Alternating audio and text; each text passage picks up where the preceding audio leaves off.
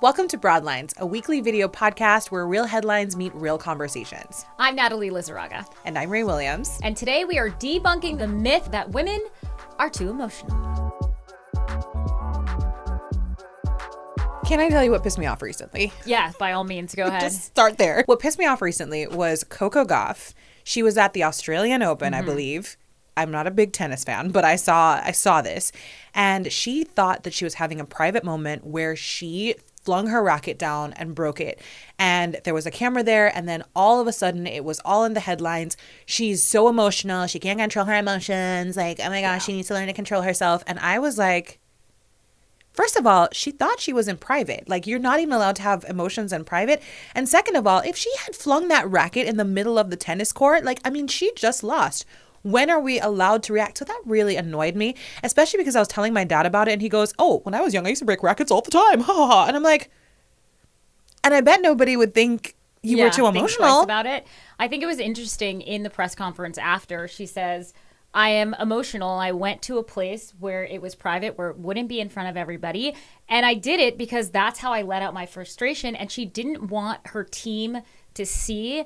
And it's funny to me because it's the opposite of emotional. It's emotionally intelligent. She was protecting the other people. She was doing it constructively. She was using her way to get things out without having to be reactive in the moment. Imagine saving all of that. To mosey on down to the hallway. Wait till you think you're in private. And knowing you can't react in the moment during that match, because there's a lot of people that would have. She has done that before. She says she learned her lesson. She wants to get it out. And she was actually the opposite of reactive emotion. She was being emotionally intelligent about where she wanted to do that and how she wanted to get those emotions out.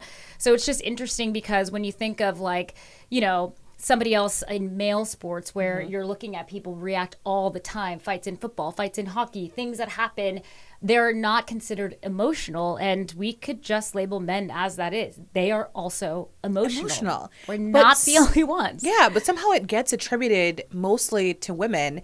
And like you said, in situations where actually that was emotional regulation, if you ask me, is waiting until you have that private moment, which is crazy. But that was all over the headlines, of course. And there's been other tennis players as well, women who react to whatever the umpires, whatever the umpires say or whatever it is, and are also labeled emotional or messy or can't control themselves. Yeah. And men not the same way. So that kind of that annoyed me. I mean, it is annoying because, like you said, it was regulating her emotions. And I think with this episode in particular, you're going to hear a lot of scientific fact behind that we are not more emotional, whatever that means. You should have emotions. You should be able to express them constructively. And we have all the research that says we're right in line with men. And sometimes our emotions are empathy and things that are considered aggressive, those like trigger words, it's actually you're passionate about your job. Those are things that actually make us better leaders. There was a case study that we'll get to a little bit later that it was like, once you said she was too emotional, the argument was just mute. Nobody believed it. But when a man gets quote unquote too emotional, oh, they're passionate.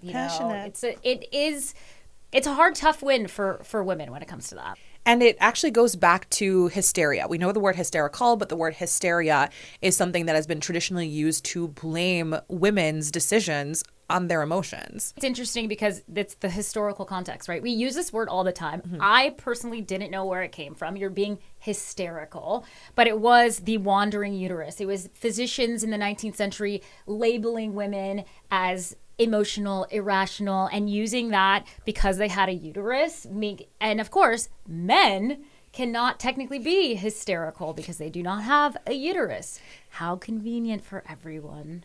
And then physicians said that their patients developed hysteria because they were not fulfilling their womanly duty to marry and bear children, which caused the uterus to become displaced and wander around the body. And the cure, guess what the cure was? Oh gosh, I don't even want to know. To get married and have children.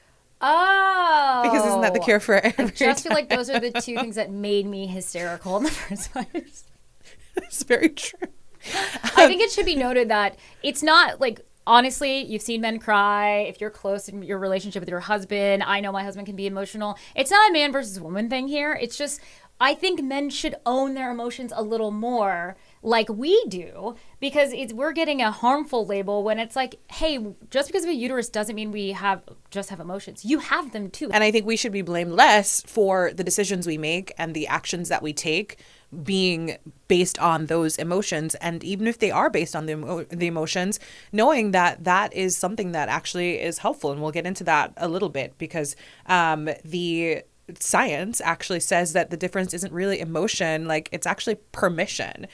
So I found this very interesting study. The University of Michigan, they had researchers look at 142 men and women over the course of 75 days. So this was quite a study that they did.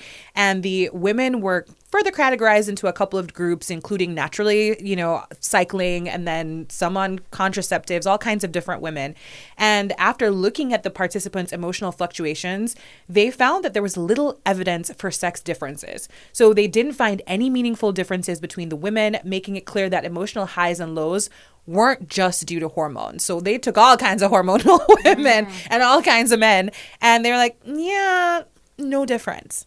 Which is so interesting, because we've always been taught, there's that label like, oh, she must be on her period, There are so many like that. I mean, they're just, it's just it seems like a convenient cop-out a lot of times to be like, oh, to dismiss your argument, we can just call you too emotional. Yeah. And say, oh, she must be on her period, or she must be, PMSing, or like something like that. So we've talked about these labels, and we're going to talk about now why they're so harmful for work and leadership. I think it's really inaccurate to call women too emotional. It undermines their contributions. It also dismisses any sort of valid emotion that we could have as just completely irrational. And it really does perpetuate biases that hold women back when it comes to leadership and decision making, which we have plenty of proof coming up about women in leadership and how these actually help us get ahead, and how you can have a perfectly good and well-run office or workspace because you have these emotions. And also the other thing that we need to talk about too is emotional intelligence. Those are two different things. Well, there was a study by Victoria Briscoe, and this was published in Science Direct, and it showed that women and men are actually held to different rules about which emotions are acceptable and when they're allowed to show them and how much is too much. But then the emotional traits expected of leaders actually lines up more closely with what society expects from men. So not only in leadership are they placing these kind of like, societal expectations on us to not be emotional, but then what they do expect is what they really expect of men. So it kind of feels like a lose-lose situation. And that same Yale professor also reported that invoking a woman's emotionality can be a barrier actually to getting and succeeding in leadership roles in business. And I think a lot of people might run into that problem where if you're labeled that way, or maybe you feel like you have to hold back in meetings because you don't want to be labeled. I mean, we're always so scared about being called too emotional, being too aggressive. We don't want to be too bossy. These are words that for us are really negative, and in a lot of cases for men might not be. And I think we try to hold ourselves back because we don't want that stigma. Yeah. And then, it's bad for all women, but I think it's worse for certain women because there's also harmful rhetoric that goes with this that lines up with the emotionality, and those come out in stereotypes like the angry Black woman or the spicy Latina, and I as someone who has been called angry in an email in the workplace, it was wild, and sent that email on and then had to explain why me saying, hey, this is what I need in order to do my job effectively, and this is what I have been doing, which is why I deserve this. Why is that seen as anger? And what happens is that there's, more research in the Journal of Applied Psychology that finds that when Black women express anger at work, people are more likely to assume it's a personality flaw rather than a reaction to a situation. And that directly leads to worse performance reviews, which would make sense why a lot of women, and especially women of color, especially Black women, are afraid to express any kind of anger or trigger anybody or say how they truly feel, because that's going to be seen as a personality flaw and not just me saying, hey, this is not fair, or this isn't working for me, or this isn't working in general. Why would we do that? We obviously have to talk about the science behind this because it's certainly easy for us to be like, we're not too emotional, and because we believe it, but it's actually true, especially when it comes to leadership. There was a Harvard Business Review survey. They surveyed 137 leader report pairs in Europe. Now, this was during the COVID-19 pandemic, and the study reported that it found that women, despite having higher anxiety levels, which I think we can relate to, we do have higher anxiety levels, they were less likely than men to let their emotions impact their leadership negatively. So there you go. After surveying those people and having that done, you can see that women are not letting it get into their way, even though that's what we've been told for years and years. It's not the truth. The science is there behind it that men also have emotions that get into their way of their jobs. Women are more emotional intelligent, have more emotional intelligence, and are able to kind of, as we saw with Coco Gauff, find a way to let it out, release it. But we also have emotions that help with leadership. One of those is empathy. Yeah. And I think, as much as we get blamed for the emotions, we have to realize that they are actually positive. They're actually positives to having emotions. There was a study in the Journal of Women Empowerment and Studies that said that women leaders who possess high emotional intelligence are better equipped to follow their intuition and make wise choices. And women's leadership is greatly aided by emotional intelligence, which enables them to succeed in a variety of fields. So feeling helps you to succeed. Hey. Yeah, I think we should also go over what emotional intelligence is as it compared to emotions. It was popularized by Dr. Daniel Goleman. It's about self-awareness, self-regulation, empathy, and social skills. Those help foster better relationships. And like I said with Coco, she wanted to express herself away from her team. Just think about what that took, the emotional regulation it took to stay put, let the game ride out, let the match ride out, go into your personal space so that you're not flustering them. She, in her interview, was like, they work too hard for me. I didn't want them to see this. She didn't want to dismantle the team, get them flustered because they're her support system. So to me, that is a very powerful leader. And to label her as too emotional after that, it really just shows that you have to think about what you're saying before you say it, because she did a really good job at letting out her emotion and expressing herself in a way that was safe. Yeah. And then also learning from previous experiences, because one of the things that she has said and noted is that she has been criticized before for, obviously letting those emotions show in such a public forum that it's like interrupting things. And so she literally, as a good leader does, learned from instances before to take it into, the next experience. And I just think that's incredible, because who thinks of that? Who thinks of that in the most high pressure moment of their life? My emotions before they express them. I don't. So we have emotional intelligence and we have being emotional. When you're thinking of emotion, you think of instinctive, expressing. It's not a fully thought out situation when it comes to your emotions. So you're instinctively reactive. And so you have to know the difference between those two, because I can be very reactive and not go in a corner and smash my racket. I would say, I don't know. I think I go in the corner and smash my racket, but I'm definitely smashing the racket.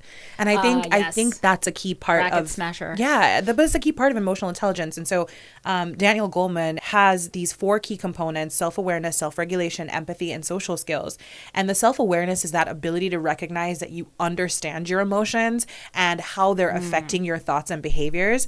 And then that self-regulation is the ability to manage those emotions, control those impulsive reactions, and adapt to changing circumstances. So I think those two together, just only those first two, are kind of what we saw with Coco a bit, is like being able to do that. But then also empathy, the ability to understand and share the feelings of others, putting yourself in their shoes and responding with compassion, which we saw her do for her team. And then social skills, the ability to build and maintain healthy relationships, communicate effectively, and resolve conflicts constructively, which I've actually also seen her do in other, I'm hyping you up, Coco. I don't know, call me. We can be besties. When you're ready to come on and talk for yourself, we'll be here. I'm here. But we've also seen her do that. She had a conflict with another tennis player, and I'm going to say, my dad is going to be so mad, Irina Sabalenka. got it. Nice. He's not going to be mad at you. I don't know. And she was able to, have those social skills. Yeah, because Arena was real mad. Yeah, and she was able to have those, and she also got criticized for that. But Coco was also able to have those the emotional intelligence, the social skills to connect with her and to rectify that situation and to present a united front to tell other people to, hey, chill. We've got this. We had a conflict. We've resolved it. Well, when you talk about conflict resolution, think about what that means in a setting in the workforce. Being a leader that's able to do that and use your emotions effectively, also being able to empathize with your employees, let's say you're in management. Those are skill sets that we should have in leadership. They're not too much. And then as we talk about leadership, actually some of the countries in the world that have the highest success rates of all kinds of things are countries that are led by women. Shocker, surprise. And actually, I want to give a shout out to Barbados, who just had their elections, and they elected for a third term, which is historical. I think she's the only leader to be elected into a third term in Barbados, is Mia Mottley. So Mia Mottley is constantly praised internationally for her crisis leadership, her economic reform, and climate advocacy, all kinds of things, which reinforces the data that women are not succeeding despite emotion, but actually because of it. Rae, I couldn't wait to get to this stat that I found. Tell me. Because there's something called the World Happiness Report. Okay. And this is from 2023.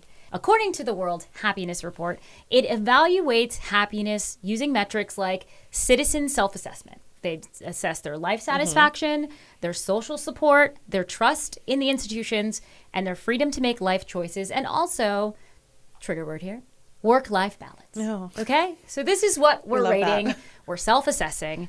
Among the nations that consistently rank high, Finland, Iceland, Denmark. Yes.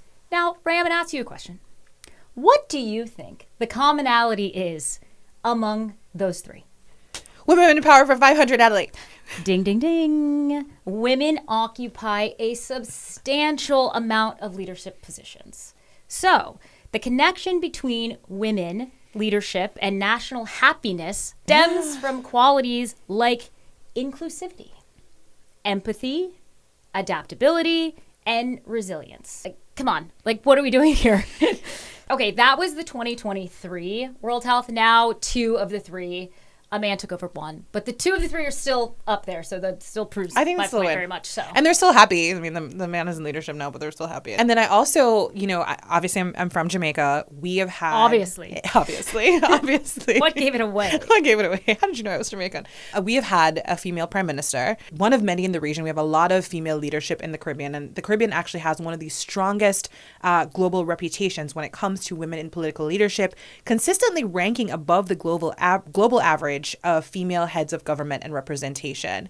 And so what kind of dawned on me the other day is that I have never thought it was weird to see a woman in power. And that's because I grew up seeing it.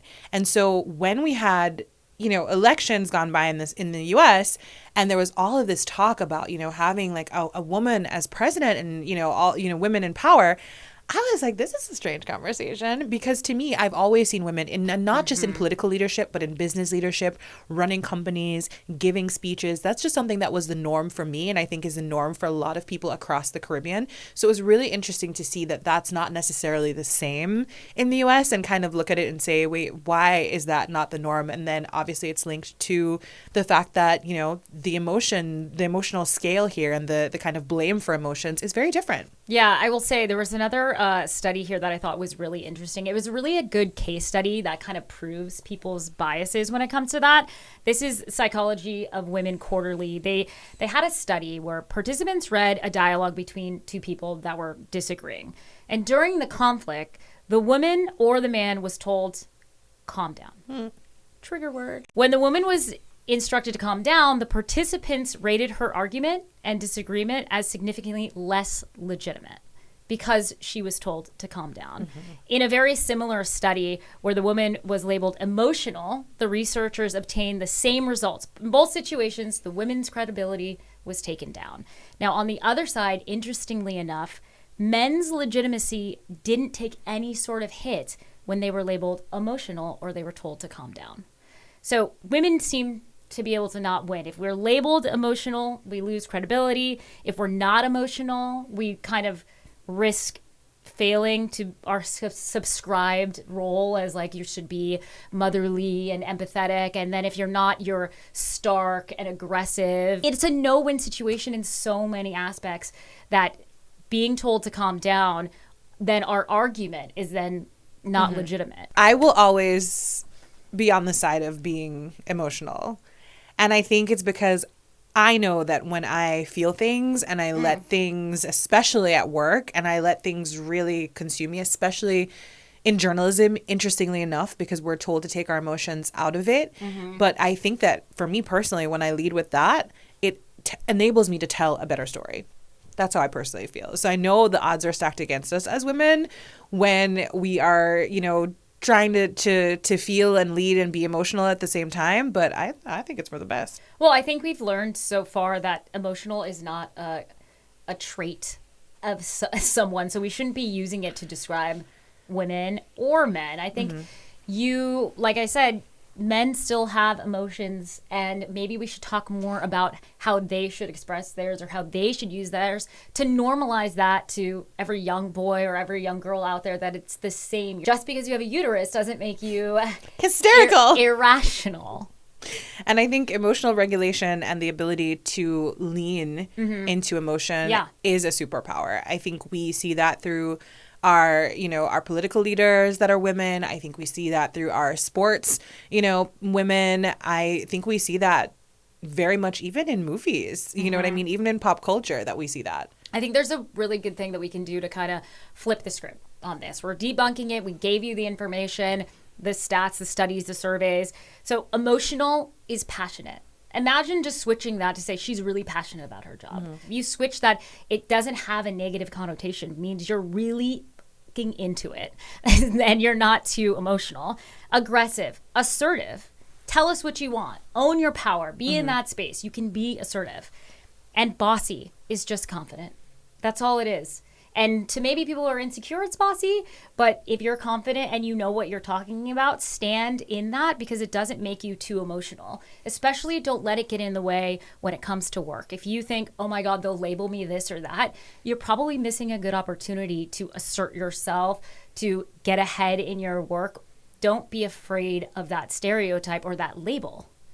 And I think also too, the people are going to label you anyways. That's one thing that I've realized is that, facts. And it is not even necessarily based on emotion. People are going to feel what they want to feel about you. And I think especially if you're in a position of power or you are in a position where you're ahead of people, they are going to, like, what's the phrase? You could be the ripest, juiciest peach in the world, and there's still going to be some people who don't like peaches. So if you base, have you heard that before? It's a real phrase, it's a real one, I promise. But I think if we keep that in mind as we're moving through our work lives and our personal lives, it helps you to kind of realize that I'm going to do what I need to do, and it's valid. Yeah, the takeaway is you're not too emotional. Don't let it get in your way. And the fact that women are more emotional is a lie. You're a juicy peach. You're juicy, a ripe, what Rae juicy said. peach. All right, on today's Dear FQ, I'm going to read, you're going to give advice. Okay. Your best advice. Okay, so this writer says, I'm struggling with a colleague who constantly interrupts and talks over me in meetings. How can I assert myself without being labeled difficult or rude?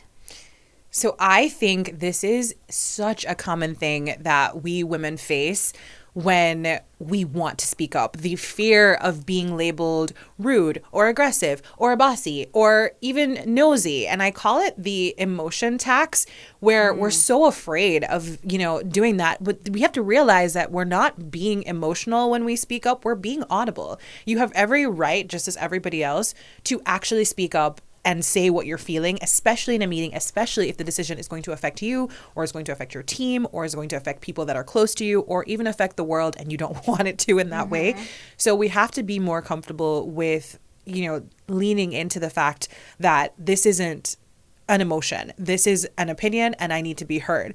But of course, I can't dismiss the fact that the fear is genuine. Like, it really is like, people will say, oh, she's such a bitch, like, type of thing. That is a genuine thing that happens because of the bias that we just talked about, because of the appearance of emotions that we just talked about. So I think there's some ways that we can do this and still manage to get our point across without being labeled. I totally agree with you. And I think one thing that we also kind of forget is, like, maybe the interrupter is just be excited about what's going on and doesn't have that like pullback and maybe a little more outgoing and is able to just jump in because that's what they normally do. So I wouldn't put like the most negative label on the interrupter. Sure, they could use like a, hey, can we rein it in? There's more than one person in this meeting. I think that's fair. I think there's also ways to do this because my inclination is to be like, ma'am, I'm fucking talking. Reclaiming my time. Yeah, right?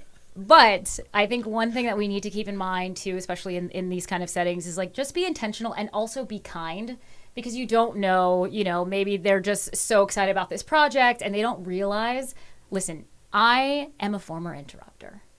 Hi, welcome. My name is Natalie. I'm a former interrupter. I've been interrupt free for probably only the last 5 minutes. But I can get ahead of myself. So for me, for someone to tell me kindly, I'm open to that criticism because I know how I can be. So there are a lot of phrases I think that you know that you could use that are a little more helpful than shut the fuck up. And I think the idea here is to signal that you're still speaking. So not necessarily talk back over them or talk louder, but to signal like, hey, I'm still speaking. So I wrote down some phrases that I think could be helpful. Okay, so one is just to say, let me finish talking, then I'd love your take. So you're still welcoming them to have their opinion and be included. You're not shutting them down, but you're saying, I'm going to finish my thought. Okay. Yeah. And then you can also say, hold on one second. I want to land this. And that shows that you are excited. You're passionate. You have a point that you're going to bring home, but you have to actually do it. So there's that. Then you can do, I have one more point, and then I can welcome some feedback. Right? Because at this, you know, you might have someone who is just so eager to criticize everything you're saying, and that's fine. You always have those people, and you can welcome that, but you have to have something to give feedback to first. So let me finish my sentence. And then if you do get interrupted, so say that person just like runs away with the, you know, with the conversation, you still have the opportunity to bring it back to you. So you can say, you know, I'd love to finish my thought before we pivot, before we move on to the next thing. Or you can say, can we circle back to my point before we move forward? I want to make sure that it doesn't get lost. And you don't have to say it exactly verbatim, just like that. You can say it in your own special way. Like, I love everything that you had. Like for me personally, I would say, you know, I love that, but hold on. I want to just circle back to what I was saying because I didn't quite get a chance to finish. And then we can go back to what you want to say. Like, so I think there are different ways to do it that will feel more you, but the point again is to signal that you are still speaking. Yes, and I think the important thing to keep in mind is like you can't basically control what others are doing, but you can control how you respond in those situations in that meeting. The other thing is if you get railroaded and you get run over, send an email and say, here's what happened in the meeting. Here are things that I thought would be helpful. And you don't have to say because XYZ interrupted me, but because over there didn't let me finish. Yeah. I think the other thing that I probably should self-admit to is like, just keep your cool. Sometimes I don't quite do that. Keep your cool. Because like if someone keeps doing it, I know how annoying that can be. Use those tips. Be assertive. Keep your cool. Be kind. But don't let it get to a point where you're like, I'm always being interrupted. Yeah. And it's a learned skill too. So don't be hard on yourself if you aren't immediately able to be like, hey, like, you know, it is a learned skill. It's something that I've learned over time too, is to let people finish. I think as someone with ADHD, my brain tends to finish people's thoughts before they get to, and I get excited and want to speak. And so I had to learn really early that, you know, I can't always do that as an interrupter. And then also as a person who does get interrupted quite frequently to be able to assert myself without, again, getting the stereotype of being the angry Black woman at work. Wow. Do I interrupt you? I apologize if I do. That's all we have for you today. Thank you so much for listening. We have plenty more coming up in the coming weeks. Make sure if you love all these topics, you want more information, you want to be introduced to other female leaders, that you subscribe to the FQ newsletter. And if you have a burning question you want to ask us or anything you want advice about, feel free to write us a Dear FQ.